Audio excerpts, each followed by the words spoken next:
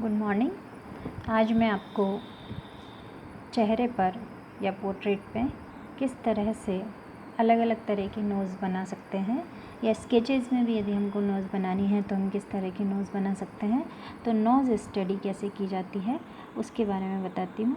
Nose बनाने के लिए आपको कैसे शुरुआत करनी है और कैसे उसको शेडिंग करना है, नोज़ स्टडी किस तरह से की जाएगी।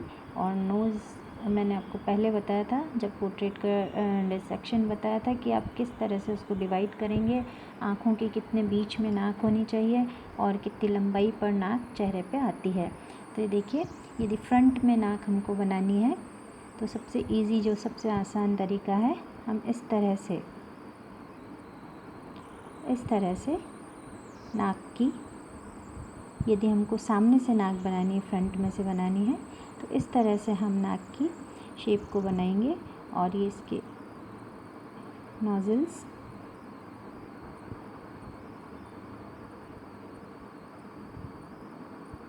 आपको ध्यान रखना है कि जिस मॉडल का आप बनाना चाह रहे हैं उसकी नाक की शेप कैसी है, उसके नोज़ल्स, नाक लंबी है या चौड़ी है, चौड़ी ज़्यादा है कि लंबी ज़्यादा है, नोज़ल्स कैसे हैं उसके, और उस हिसाब से हम उसको बनाएंगे। लेकिन यदि फ्रंट का नाक बनाना है तो हम इस तरह से, और फिर बाद में उसमें जहाँ भी लाइट डल रही है उस हिसाब से उसमें हम शेड डालेंगे।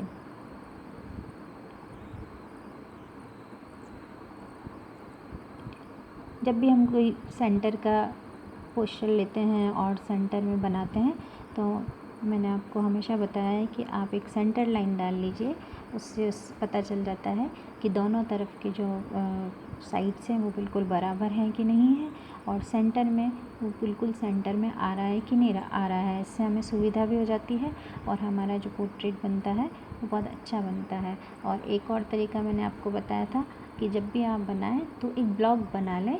जैसे मैं बता रही हूँ कि आप सुविधा के लिए एक ब्लॉक बना लें, आपको ये पता चल जाएगा कि मुझे इस ब्लॉक के अंदर ही सारा पूरी नाक बनानी है।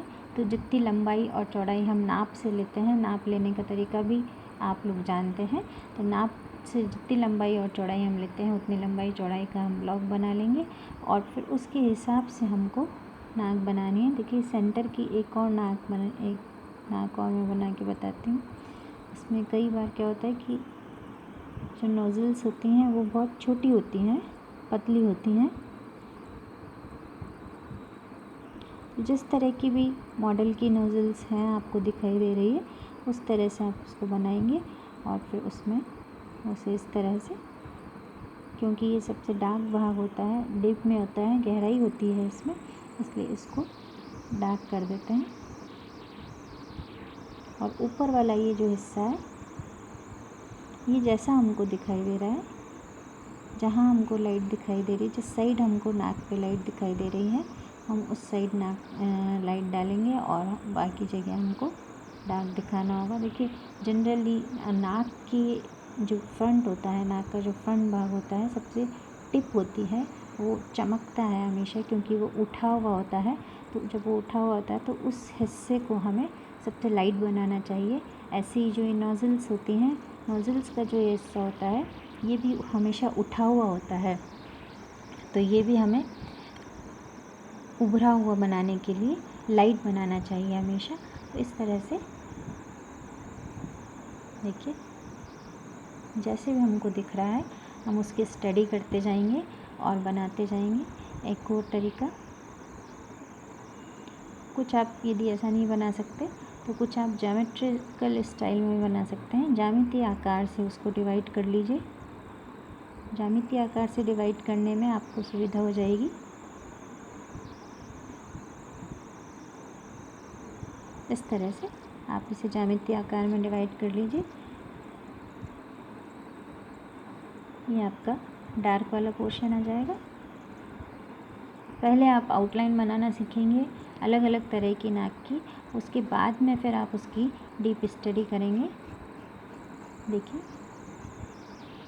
जब सेंटर का हम बनाते हैं तो जनरली ये वाला जो हिस्सा होता है ये चमकता है और ज़्यादा दिखाई देता है, इसलिए हम इसको इस तरह से बना रहे हैं।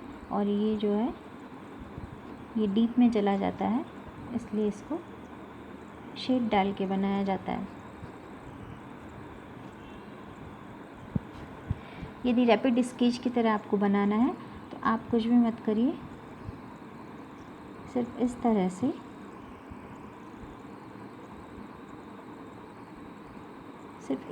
से रैपिड स्केच की तरह आप नाक बना सकते हैं और फिर उसमें जहाँ भी हमको शेड नज़र आ रहा है शेड दे सकते हैं।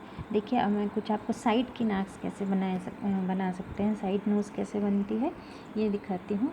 यदि 3/4 और 1/4 का रेशो है तो आप इस तरह से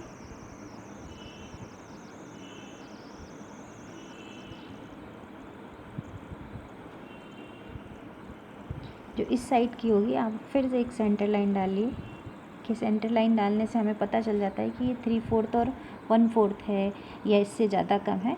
तो ये 3/4 और 1/4 का रेशो है, जिसमें इधर वाली जो नोज़ल है वो हमको बहुत कम नज़र आती है, थोड़ी सी नज़र आती है, और इधर वाली जो नोज़ल है हमको पूरी नज़र आएगी, और ये जो नाक का हिस्सा है ये भी हमको पूरा नज़र आएगा। और ये जो पार्टीशन आता है यहाँ और यहाँ जो आँख आ जाती है वो भी हमको पूरी नज़र आती है, जबकि इधर वाली जो आँख होगी वो हमको कम नज़र आएगी।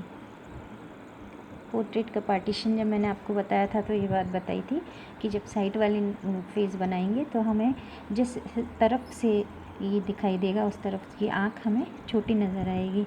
इसी तरह से देखिए, यदि बिल्कुल साइड का फेस है, यदि बिल्कुल ही साइड का फेस है तो हमको आँख बिल्कुल नज़र नहीं आएगी, और इधर वाली नोज़ल भी बिल्कुल नज़र नहीं आएगी, नाक का ये हिस्सा भी नज़र नहीं आएगा बिल्कुल भी, और ये वाला भी नहीं आएगा, क्योंकि हमारी जो है यहाँ आ गई है। केवल इतना सा नाक जो हमारे गाल के बाहर निकला हुआ है वही हमको नज़र आएगा, और आँख जो है इस तरह से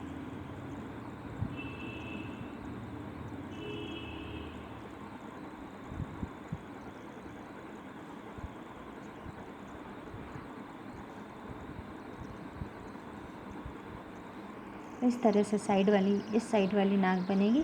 यदि इसकी विपरीत दूसरी साइड वाली हमको नाक बनानी है तो देखिए हम इसको इस तरह से बनाएंगे।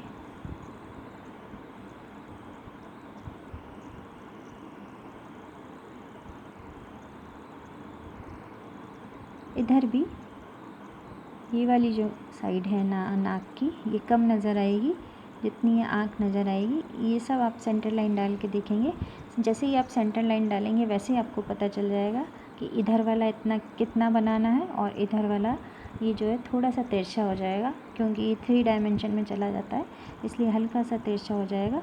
तो ये वाला 3/4 और ये वाला 1/4 का बनेगा, और क्योंकि ये वाला हिस्सा कम दिख रहा है तो इस तरफ डार्क टोन आएगी, और यदि लाइट हमारी इधर से आ रही है तो फिर ये वाला हिस्सा पूरा डार्क में आ जाता है और ये वाला हिस्सा लाइट में आता है। शेड डालना मैं आपको फिर और किसी क्लास में बताऊंगी। अभी आप ये देखिए कि अलग अलग तरह से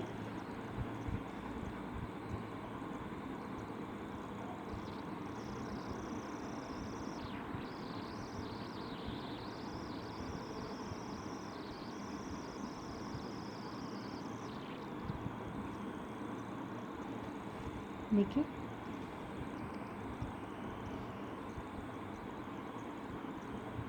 ये आँख वाला हिस्सा है, ये इसके ऊपर आईब्रो वाला हिस्सा है, और ये नाक का टिप है, और इसके नीचे यदि हम कोई मूंछ बनाते हैं, मूंछ है यदि मॉडल में तो ये मूंछ वाला हिस्सा आ जाता है, और फिर यहाँ पे होठ आता है। तो इस तरह से ये अलग अलग तरह की नाक बनाने की आपको प्रैक्टिस करनी है। सबसे जो ज़रूरी बात ये होती है कि आप उसके पॉइंट को, उसकी दृष्टि बिंदु को पकड़ना पड़ेगा आपको। जहाँ से आप शुरू करना चाहते हैं उस मॉडल के चेहरे के दृष्टि बिंदु को पकड़िए, आउटलाइन को पकड़ने का प्रयास कीजिए, और उसी से आगे बढ़ते जाइए, धीरे धीरे उसकी तरफ देखते जाइए और आगे बढ़ते जाइए। तो आप इस तरह से अलग अलग तरह की नाक बना करके लिम्स की स्टडी कर सकते हैं, नोज़ की स्टडी कर सकते हैं।